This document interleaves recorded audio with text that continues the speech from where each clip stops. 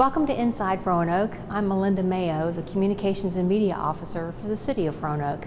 Today we're going to learn about Google training at the main library. We're also going to hear about the Public Works Job Fair and a lot more, so stay with us.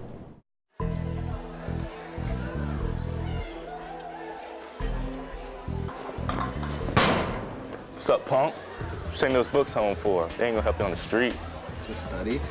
Yeah, man, you need to join our crew, aka the Cobra. Yeah, ain't nobody messing with the Cobra. I mean, I don't know. I kind of want to go to college. Nah, man. I mean, we're just having some fun. Nobody in our gang gets caught anyway. Well, I guess sure. All right.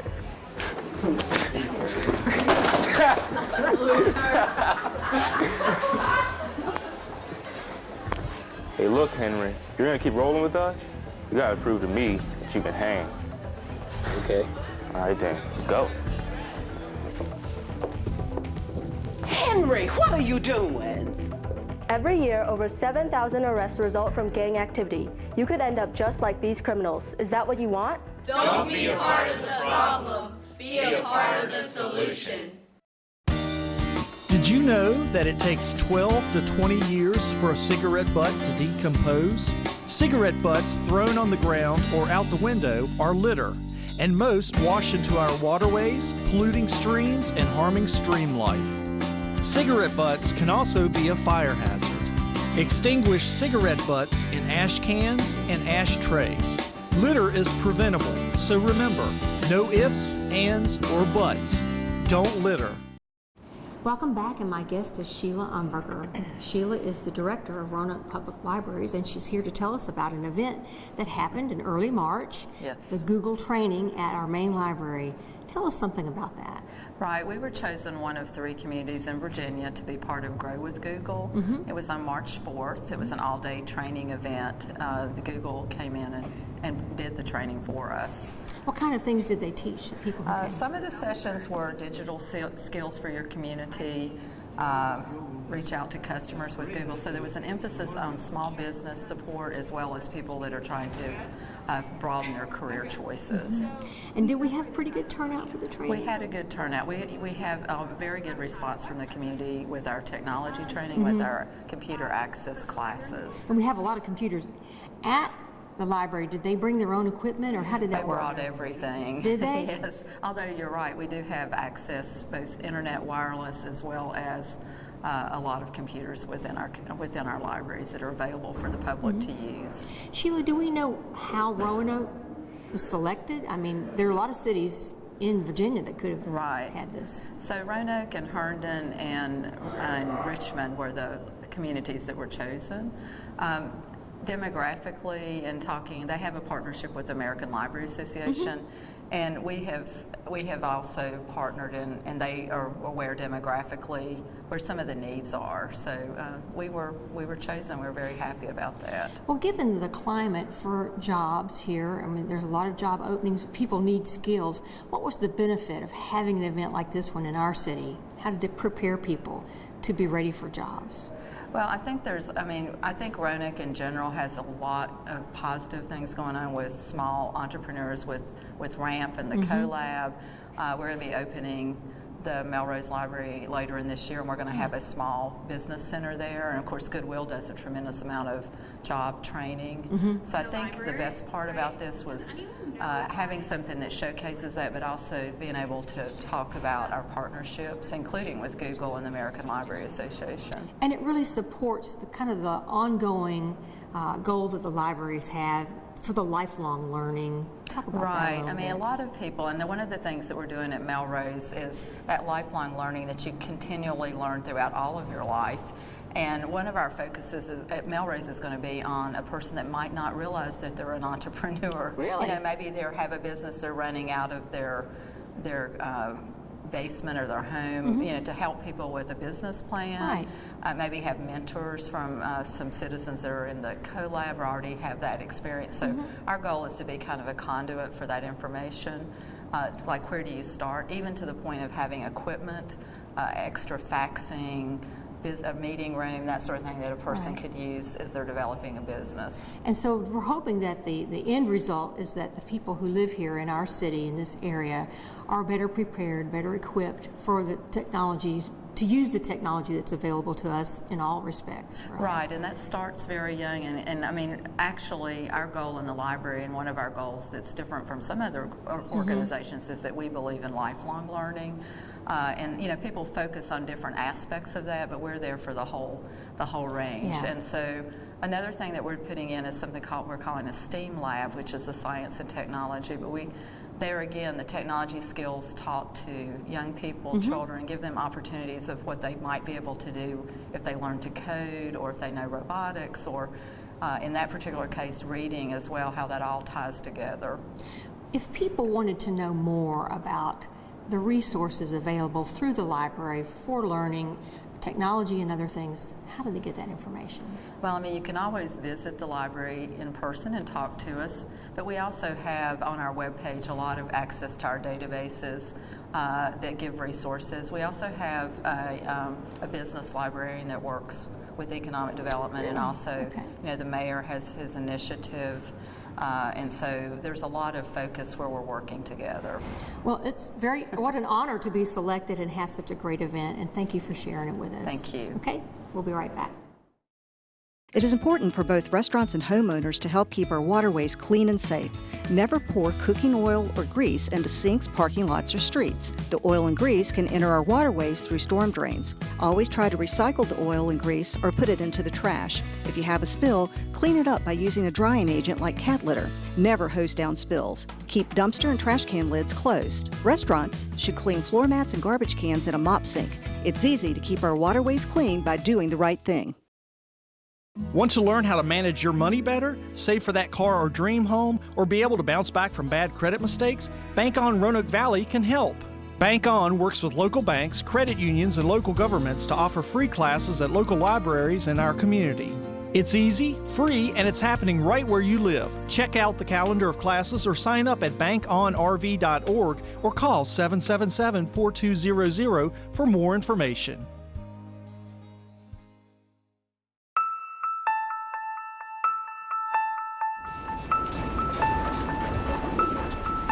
Hey, Melissa.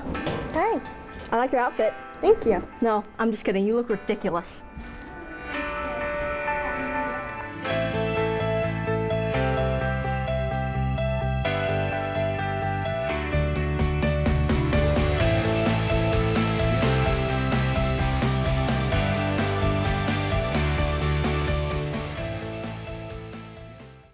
Are you looking for a new job? The City of Roanoke is hosting a job fair on Wednesday, March 27th from 4 to 7 p.m. at the Public Works Service Center, located at 1802 Cortland Road Northeast in Roanoke.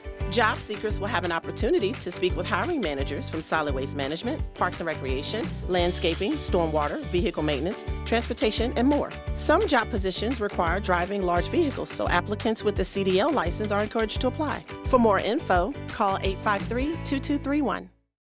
Welcome back, and my guest is Renee Powers, and Renee is the Trails and Greenway Supervisor for Roanoke Parks and Rec.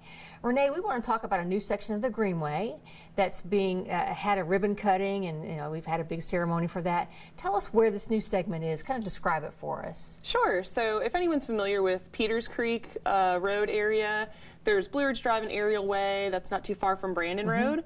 And we have a current section there that's about a mile, and it's not connected. We call it the Greenway to Nowhere right now. But it is part of the Roanoke River Greenway. And we just added another half mile downstream from the cul-de-sac at the end of Aerial Way Drive. And if users are interested in getting out there, if you go on Peters Creek Road and turn onto Aerial Way Drive, you can park in the cul-de-sac area there along the street, take the bridge over the Roanoke River, and then it runs along the Norfolk Southern Materials Yard for about half a mile. And how long did it take us to get this part completed? Talk about that a little. Yeah, sure. So we started the project about 18 months ago, and I shouldn't say we, our engineering division, engineering department, excuse me, are really the ones that headed up this project. They were the ones that applied for the grant money, handled the design work, managed the construction crews, and really ran with the project. So. Okay, Renee, let's take a look at some of the highlights from the ribbon cutting ceremony that we had recently. Sure. So we had Mayor Lee come and speak, talk about how important greenways are for our community, and really express the theme of connectivity and how it really brings everyone together. Our director, Michael Clark, also spoke and talked about the success of the project and the connectivity as well. And that's really been a theme that we've had in the Greenway Plan, in the upcoming Parks and Recreation Master Plan. What we're hearing from citizens is connectivity. They want to be better connected to each other. They want to be better connected to their community. So the greenways are a great way for that to really happen and show that physical connectivity where now you can get on this separated path and go to different places in the community without having to deal with traffic all the time. Yes. And, you know, sidewalks that might end and really, you know, bring people together. And I know that part of the goal for the Greenway system is to kind of connect everybody. So how does this particular segment then add some value to that goal? Absolutely. So the idea is for Roanoke River Greenway to be the backbone of the system in our community and run all the way from Green Hill Park, eventually out to Montgomery County line from Roanoke County, but really Green Hill Park to Explore Park. Okay. And this continues to kind of chip away at that missing section, that bridge the gap so-called area, kind of in the middle of the city of Roanoke and city of Salem line area really is where they're working on stuff like that now. So this adds an additional half mile and something that'll eventually be about 25 or 26 miles long. Greenways are so important to our quality of life, and everyone's very interested in using them and taking part in them and how they're doing. Talk about what are some next steps that we can expect to see with the Greenway. Yeah, absolutely. So in that same area, we are working right now, our engineering department, on working on designing a bridge over Barnhart Creek, which is upstream of this section that'll actually connect to the city of Salem. Yeah. And the city of Salem is working on that next section, which is along Cook Drive at the same time. So that'll be really exciting. And once those two projects are done, we'll actually have the Roanoke River Greenway connected to Apperson Drive over there by Backcountry Ski and Sports. And then in Parks and Recreation, we're currently working on designing the next section of Tinker Creek Greenway, which will go from Wise Avenue there at Fallon Park north along Tinker Creek all the way to Mason Mill Park. So it's really going to connect everywhere. Yeah. That's great. Yeah. Anything else we need to know about greenways that we haven't talked about today? Sure. So citizens, love to use the greenways. We also have opportunities for them to volunteer. So if somebody is an active greenway user and wants to give back in some way, we have a program called the Greenway Ambassadors, which are folks that sign up to volunteer to either ride their bike or hike on the greenway and be an ambassador, be out there to answer questions to citizens, give people directions, let them know where the nearest parking lot or trailhead or water fountain might be, remind people of the rules just for courtesy of other users. And then we also have folks that do trail work on our natural surface trails, which are still a part of our greenway system. So we have several volunteer groups that we partner with on that, but then the city also hosts volunteer work days to get folks out there to cut trees that have fallen down or build new sections of trail or do maintenance things to get water off of the trail and things like that. So there's plenty of ways for people to get involved, and all of that's listed on playroanoke.com underneath our volunteer opportunities. So if somebody watching today says, oh, I want to be a volunteer, or I want to be an ambassador, they just go to the website? Yep, they can go to the website or they can contact me directly too. Okay. Yeah. Well, it sounds great, and thank you for sharing all that with us. Absolutely. Okay, we'll be right back. People who are using heroin are not the typical destitute, marginalized persons, homeless in our society. This is not the profile of the typical heroin user today. Today, the typical heroin user is your neighbor next door. It is the young person who's going to high school. It is the young professional, and it is a growing problem. A little soap and water can go a long way. When you wash your car in a driveway, the soap, oil, and grease can flow into storm drains and pollute our rivers and streams. Always try to wash your car on the lawn. This will allow the water to soak into the ground. If you have to wash your car in a driveway, make sure the water drains onto your lawn and not a storm drain. Use a biodegradable soap. Dump your wash bucket in your sink or allow it to filter through the grass. It's easy to keep your car and our waterways clean by doing the right thing. The Municipal Volunteer Program is designed with a focus on community outreach to encourage citizens to participate in local government. Serving as a volunteer will not only enhance your knowledge about the city, but also enrich your life and greatly benefit your community. Volunteer as an individual or with a group, every week or once a year. Whatever your skills and interests, there's an opportunity for you. If you're interested in becoming a volunteer, please complete an application by logging on to roanokeva.gov/MVP or calling 853-1801. Welcome back, and my guest is Jennifer White, and Jennifer is the Human Resources Recruiter for the City of Roanoke. Jennifer, I understand we're going to have a job fair in March. Talk about that a little. When and where will that happen? Yes, well, the job fair will be Wednesday, March 27th from 4 to 7 p.m. at our Public Works Service Center, which is located at 1802 Cortland Road behind the Berglund Auto Center on Williamson Road. Okay, now who can come to this? Who are we inviting? Oh, this is free and open to the public. Okay, and what types of jobs are we highlighting? Because I know we usually don't have it out at Public Works, we have them here at the municipal building. Why are we having it out there? What are we highlighting for these jobs? Well, our Public Works Service Center holds the solid waste, parks and recreation, stormwater, transportation, and our fleet department and divisions. Therefore, we'll be offering job opportunities for maintenance technician workers, maintenance workers. Anyone who has a CDL is encouraged to come and apply. Landscaper workers, any types of drivers are encouraged to come. And we're having this emphasis because we really need these workers. Can you say a little more about that? Why we need so many of these workers? Yes, well, we're hosting this job fair to hopefully encourage those to come out. This is an opportunity to be able to network with managers, seek career counseling with the Human Resources Department, learn about our robust package that we offer. They'll have a chance to actually apply. We will have individuals and technicians there that will help them not only to apply for the positions, but also be able to meet with the hiring managers and have pre-screening interviews. So a lot of people may not know about these jobs. And so the reason for this emphasis is to kind of say, hey, we have these jobs, we really need people, come out and see if you're qualified, that kind of thing, Exactly. And we also want the city to know not only is this a wonderful place to live and to play, but the city of Roanoke is a great and awesome place to work as well. So that means we have great benefits. Talk about that a little. Yes. Our benefits, we have life insurance, we have health insurance through Aetna, we have dental insurance through Delta Dental. We also are one of the few organizations that still offer a pension package. 5 years. After 5 years, you're already vested with our organization.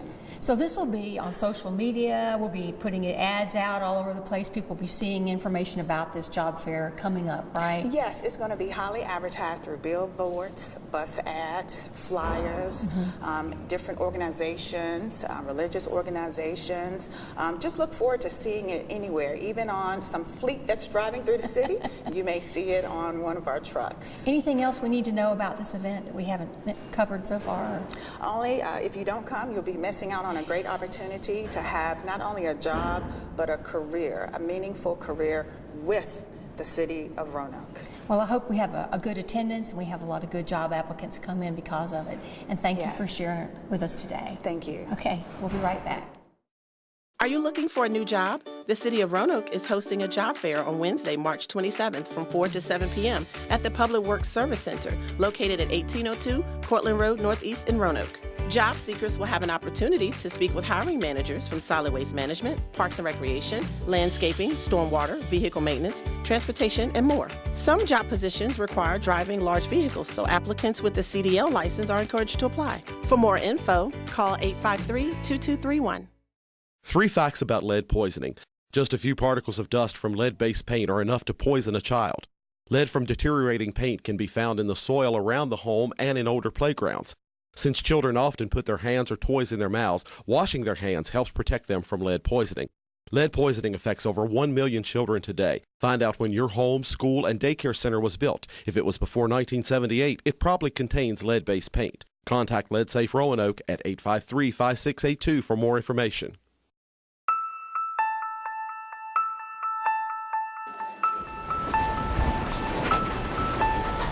Dude, where'd you get that shirt at Goodwill?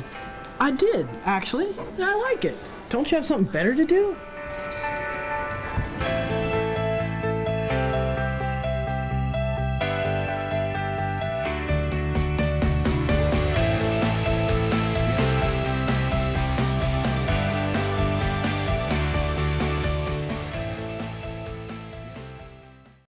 If you would like to adopt a pet, did you know that you can also go to the RCACP website and their Facebook page to look at pets for adoption?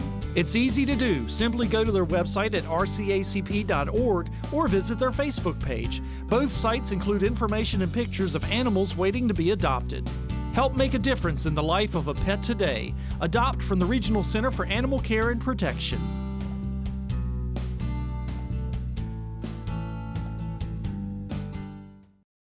Welcome back, and my guest is Jamie King. Jamie is the arborist for Roanoke Parks and Recreation. And Jamie, we want to talk about Arbor Day. Tell us, what is Arbor Day and when is it? So Arbor Day is a celebration done by schools, by cities, by individuals, usually done with the planting of a tree, where people can gather, appreciate trees, talk about their importance, and actually plant one and learn how to do that. Teach other people about why trees are important. And it's just a celebration of trees and all of the things that they do for us. And when is it this year? This year we're celebrating here in the city on April 20th. That's Earth Day. Okay. So what kind of activities are we planning for Arbor Day? So this year, Roanoke Parks and Rec is partnering with a local nonprofit called Trees Roanoke, who has partnered with several local organizations to throw an Arbor Day festival at Mountain View Center. Well, that's cool. So with the help of Evergreen Burial Park, Bill St. Pierre's Woodworking, and Manning Arboriculture, we've been able to put together a whole day of tree-oriented events on April 20th at Mountain View, where you'll see trees being planted, trees being cared for, and also the end of trees at a live sawmill demonstration that shows how wood can be reused after a tree's death. That's interesting. So why is it important for us to emphasize trees? I know Roanoke's a Tree City, USA, That's right? Why are we emphasizing the value of trees? So trees provide us, the public, our citizens, the whole world, all sorts of benefits, from cooling the air to cleaning the air, cleaning the water. They improve our property values, all of these different things, and they do that without ever asking for thanks. So Arbor Day is a good day to thank trees for all of the things they do for us. And to find out how we can be good stewards of our trees, right? That's right. Right. Well, if somebody had a question about the Arbor Day event, how could they get more information? So they can call us at 853-1994 or visit the treesroanoke.org website. Okay. Well, we hope it goes very well and hope people will come out and attend. Thank you so much. Thanks for having me. Okay, we'll be right back.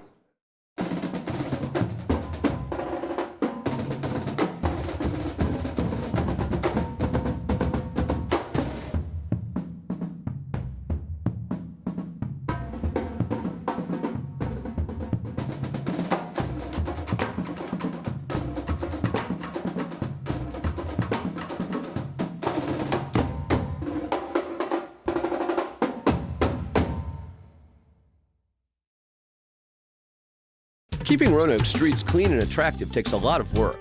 The city welcomes your help. Community organizations, businesses, and individuals can volunteer through the Adopt a Street program to adopt a specific street in the city. Participants agree to clean up their location 4 times a year for 2 years. To find out more, contact the City of Roanoke's Transportation Division at 853-5837 or the Municipal Volunteer Coordinator at 853-1801 or send an email to mvp@roanokeva.gov. Lead poisoning is a preventable environmental disease which affects an estimated 1 million children in the United States. Lead is most harmful to children 6 years old or younger because they often put their hands and other objects in their mouth which may have lead dust on them. Growing bodies absorb more lead, and children's brains and nervous systems are more sensitive to the damaging effects of lead. Lead Safe Roanoke is a program to enrich and protect the families in the city of Roanoke by helping its citizens eliminate lead-based paint hazards from their homes. Get more information at roanokeva.gov/leadsafe.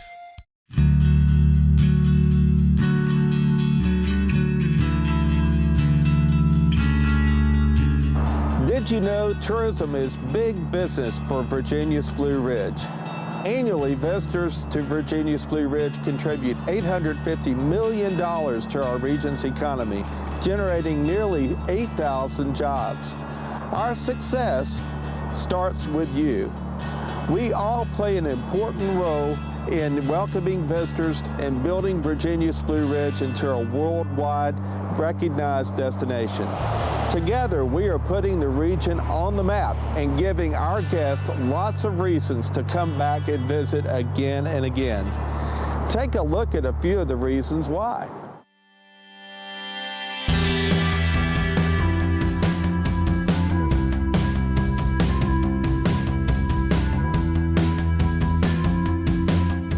We are Virginia's Blue Ridge.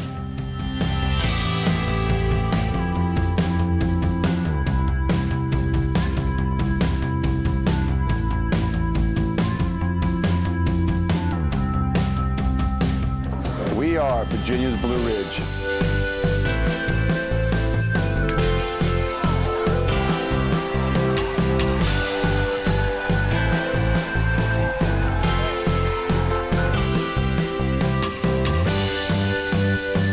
We are Virginia's Blue Ridge.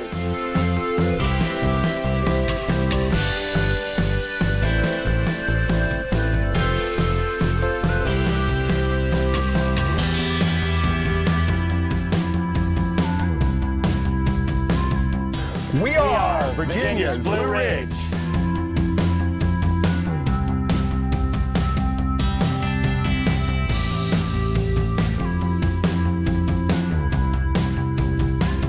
We are Virginia's Blue Ridge.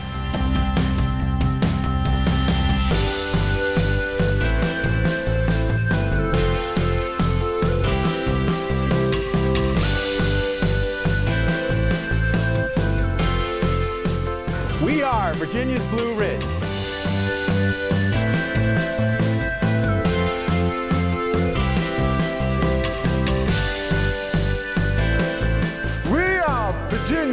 Ridge. We are Virginia's Blue Ridge.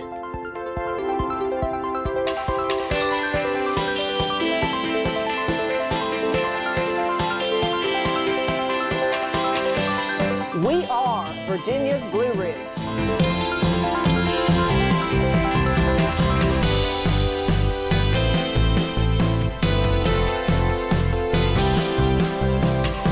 We are Virginia's Blue Ridge.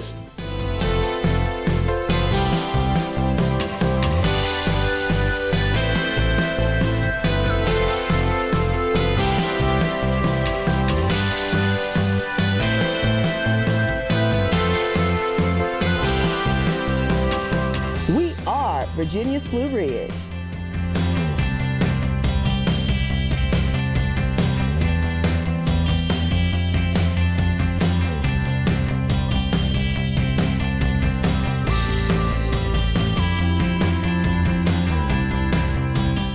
We are Virginia's Blue Ridge.